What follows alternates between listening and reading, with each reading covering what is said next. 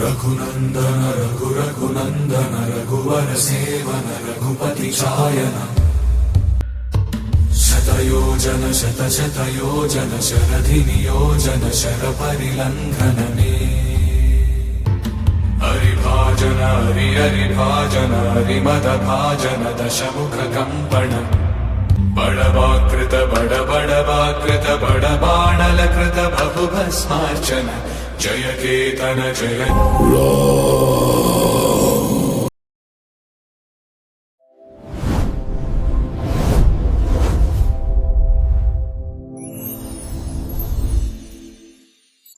జై శ్రీరామ్ అందరికీ. ఈరోజు మనం ఈ వీడియోలో తిరుమలలో ఉన్న గొప్ప పుణ్యక్షేత్రమైన జాపాలి ఆంజనేయ స్వామి గురించి తెలుసుకుందాము.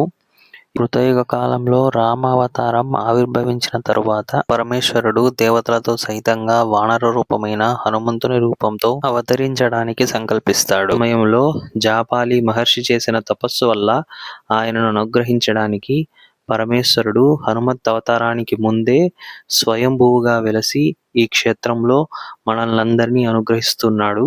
ఈ క్షేత్రం అత్యంత పవిత్రమైన క్షేత్రం. దీని గురించి మనము వెళ్తూ మాట్లాడుకుందాము. ముందుగా మనము తిరుమల నుంచి ఈ క్షేత్రానికి చేరుకోవడానికి సైట్ సీయింగ్ బస్సులు ఉంటాయి. ఆ బస్సుల్లో 30 రూపాయలు ఛార్జ్ చేస్తాడు. మనల్ని ఈ జాపాలి తీర్థం దగ్గర దిగబెడతారు. అక్కడ నుంచి మనం ఒక 2 కిలోమీటర్లు ముందుకి నడిచి అటవీ ప్రాంతంలో వెళ్ళవలసి ఉంటుంది. ఈ ప్రాంతంలో మనకు ఎన్నో పక్షులు, ఎన్నో చెట్లు, ఏపుగా పెరిగిన చెట్లు, చాలా అద్భుతంగా సుందరంగా ఉంటుంది. మనము ఇంకొంచెం డీటెయిల్డ్గా స్థల పురాణం గురించి ఇప్పుడు తెలుసుకుందాం. ముందుగా కృతయుగ కాలంలో రామావతారం దాల్చిన తర్వాత పరమేశ్వరుడు దేవతలందరితో కలిసి వానర రూపం దాల్చి రావణ సంహారం చేయాలి అని నిశ్చయం చేసుకుంటారు. ఆ సమయంలో అయోధ్య నగరంలో జాపాలి అనే ఒక మహర్షి ఉంటారు. ఆయన కొన్ని ధర్మవిరుద్ధమైన మాటలు మాట్లాడడం వల్ల ఆయనకు కొంత దోషం కలుగుతుంది. ఆ దోషాన్ని నిర్మూలించుకోవడానికి ఆయన రకరకాల క్షేత్రాల్లో, రకరకాల ప్రదేశాల్లో ఎన్నో తపస్సులు, యజ్ఞాలు చేస్తూ వస్తారు. అలాంటి సమయంలో ఈ తిరుమల జాపాలి క్షేత్రానికి వచ్చి ఇక్కడ స్నానమాచరించి నిత్యము ఇక్కడ పరమేశ్వరుని యొక్క వానర రూపం యొక్క అనుగ్రహం కోసం ఇక్కడ జపము, తర్వాత యజ్ఞాలు నిరంతరము చేస్తూ ఉంటారు.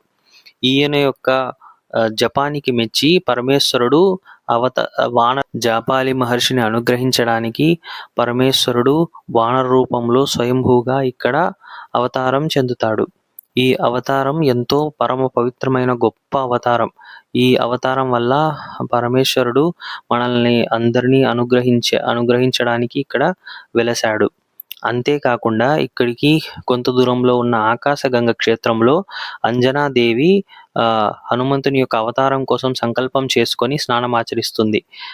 అంతేకాకుండా ఇక్కడ ధ్రువుడు కూడా తపమాచరించి ధ్రువమండలాన్ని పొందాడు. పూర్వము ఉత్తమ మనువు మనకు 3వ మనువు. ఆయన కాలంలో ఆయన కొడుకైన ధ్రువుడు తన పినతల్లి యొక్క మాటలకు బాధపడి శ్రీ మహావిష్ణువు యొక్క అనుగ్రహం కోసం ఇక్కడే వచ్చి తపమాచరించి శ్రీ మహావిష్ణువు యొక్క అనుగ్రహం పొంది ఆయన ధ్రువమండలాన్ని సృష్టించుకున్నాడు. ఇలా ఆయన వచ్చిన పుణ్యక్షేత్రం, ఆయనకు జపం ఫలించిన పుణ్యక్షేత్రం కూడా జాపాలి. ఈ జపాల వల్ల వచ్చిన క్షేత్రం గనుక దీనికి జాపాలి అని పేరు వచ్చింది. దాంతోపాటు ఈ రావణ సంహారం తర్వాత రాముడు కూడా ఇక్కడికి వచ్చి ఈ తీర్థాల్లో స్నానం చేశారు. అందువల్ల మనకు రాముడు, సీత కుండమని 2 కుండాలు ఉన్నాయి. ఈ తీర్థము అత్యంత పవిత్రమైన తీర్థము. ఈ స్వయంభూగా వానర రూపం వెలసిన తర్వాత ఎన్నో రకాల తీర్థాలు ఇక్కడికి వచ్చినందువల్ల ఇది ఒక తీర్థరాజం అని పిలువబడుతుంది. ఇక్కడ ధ్రువుడు వచ్చాడన్న దానికి నిదర్శనంగా ధ్రువధార అనే ధార ఉంది. ఇది ఔషధ గుణాలతో కూడిన ధార. ఈ నీళ్లతోనే ఎప్పుడూ స్వామివారికి నిత్య కైంకర్యాలు జరుగుతూ ఉంటాయి. కాబట్టి ఈ క్షేత్రం ఎంతో పవిత్రమైన క్షేత్రము. తప్పకుండా భక్తులందరూ తిరుమలకు వచ్చిన సమయంలో కొంత సమయం కేటాయించి ఈ క్షేత్రాన్ని కూడా దర్శించుకొని ఆంజనేయ స్వామి యొక్క కృపకు పాత్రలు కాగలరు. జై శ్రీరామ్.